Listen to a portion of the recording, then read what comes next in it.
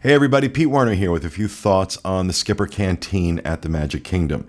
Now, for those who may not be familiar, the Skipper Canteen is a new table service restaurant that opened in December 2015 in the Magic Kingdom, and the anticipation around this restaurant in the months before it opened was extraordinary.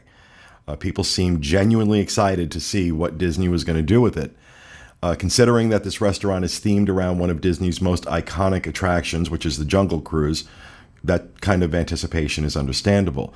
However, after it opened, reaction from the Disney fan community has ranged between muted disinterest and downright hating it. It's important to note that there are two areas where this restaurant is a departure from the norm for Disney. The first is in advanced dining reservations, or more specifically, the fact that you can't make one. This is the only table service restaurant at Walt Disney World where you cannot make a reservation.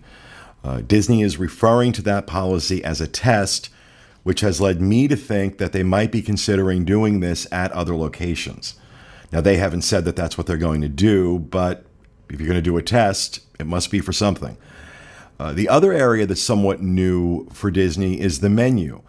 You're not going to find burgers, fries, and chicken fingers on this menu. It's inspired by the geographic regions represented by the Jungle Cruise, which are Africa, South America, and Asia. So you have dishes such as char siu pork, house-made arepas, and hot and sour soup. And I tell you, I've eaten at this restaurant twice, and I can tell you, I think the food here is better than good, and in some cases, it's absolutely fantastic. Adding to the charm of the restaurant is the fact that the servers all tell bad jokes, just like the skippers do on the Jungle Cruise. So, and honestly, it's a really fun experience. However, the restaurant has a problem, namely that people are not eating there. There's a few reasons why. First, it might very well be a result of not accepting ADRs.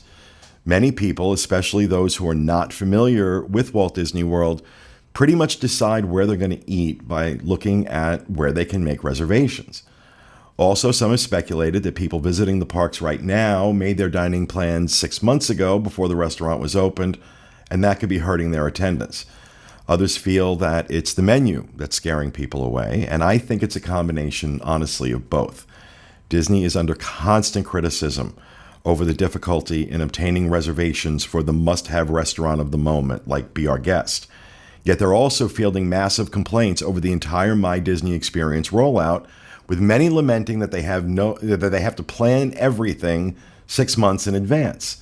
And in this case, Disney's in a no-win situation with that, because it seems like people want an existential experience, but they just want to be able to plan every aspect of it. The food is the other culprit here, and on this point, I kind of understand. Americans, generally speaking, are not known to have adventurous palates. We pretty much invented the concept of comfort food, and we like what we know. Even in Epcot, where you can sample food from around the world, the menus have been toned down in order to appeal to a much broader market. One suggestion I've heard was that the Skipper Canteen should do something similar to what Disney Cruise Line does with its menu. They offer menus representing different styles, but also have standby favorites available for those who don't find anything they like. Either way, I expect that before long we're going to see some real changes to this restaurant. Either they're going to start opening up ADRs for people, or you're going to see some kind of change or expansion to the menu. What I really hope Disney doesn't do is dumb this menu down to appeal to the lowest common denominator. You know, they could possibly rename items on the menu. Instead of falafel, we could call it tasty rice balls. Instead of si shou mai, they could call it fishy dumplings. Char siu pork could become barbecue pork Chinese style. And I am being sarcastic here, just in case anyone thinks I'm being serious. However, a rebranding of the food items, same dish, different names, might entice otherwise skeptical guests to give it a try. So far, like I said, I've eaten at this place twice and I've loved it both times. You have a real chef here cooking real food, someone who seems to know what he or she is doing and has brought a real air of fun and creativity to the menu. And I think we need to encourage more of that rather than ranting for a cheeseburger as we scrape our knuckles on the ground. So if you haven't tried Skipper Canteen at the Magic Kingdom yet, give it a shot. Look past the names on the menu and try it. And I'm telling you, it's easy enough to walk up to this restaurant and get a table. I did it yesterday with a 5-minute wait. So give it a try.